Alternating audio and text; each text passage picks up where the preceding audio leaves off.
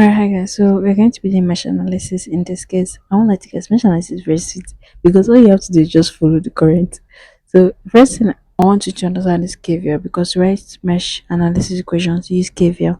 KVL is basically the sum of voltage rest. Like this is a battery, this will be a kind of voltage rest because going from negative to positive and voltage drops. Voltage drops occurs across resistors. So there's going to be a voltage drop here. The sum of those voltage rest and voltage drop in the circuit loop should be equals to 0. And in this case, voltages will be represented as I R, that's current times resistor. This is your basic Ohm's law.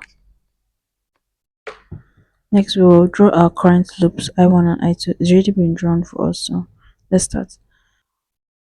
For the mesh loop one, that is the one with I1, it's going to start as minus 15. Personally, I like to use the sign that I see when I come into the voltage first. Some people like to use the one after as to use the plus sign, but I just find it confusing. At this point, the current is always dropping across the resistor, so it will be plus 5. What is the current in this case? It's R. What's the current in this case? I1. Plus, then you just come, don't try to come here yet. This is just the first loop, like this. Okay, so you come to this 10 ohms. Now, this 10 ohms, its current will be something slightly different. See, this 10 ohms is in between I1 and I2. So, but since we're currently in mesh 1, we're going to say I1 minus I2. If we're in mesh 2, you do I2 minus I1. So it depends on which mesh you're in, and that will make which one will come first. All of this is equals to 0. Simplify this equation, you have 3I1 minus 2I2 equals to 1. Next, let's go to our mesh 2.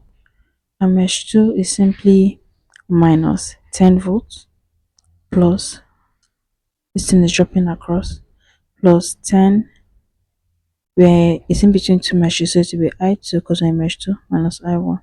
Yes, when we're coming this way, yes, just plus then negative, then here's plus first, then negative. So the resistor, just know that resistor is usually always positive.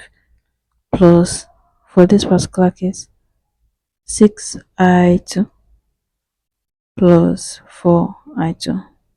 That's simply it. Now equals to 0. Now simplify this equation, you're going to get minus 2I1 plus 4I2 equals to 2. If you see that this is a simultaneous equation and this is another equation, so both of them cancel them simultaneously, you get that I1 is equals to 1 amps and I2 is equals to 1 amps as well. To find those currents I1, I2 and I3, I've already found current I1. Current I1 is the current going like this and I1 loop is going like this, same direction. So I1 is equals to I1 is equals to 1 amps. The next one, I2, is going in this direction. And guess who's also going that direction? I2 as well.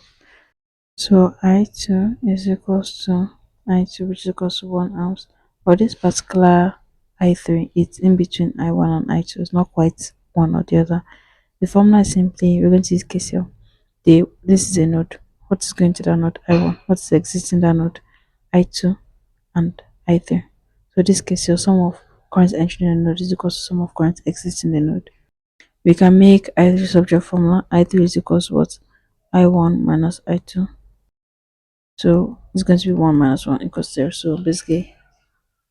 So basically the current for I3 is 0. So I found out 3 currents. Thank you for listening.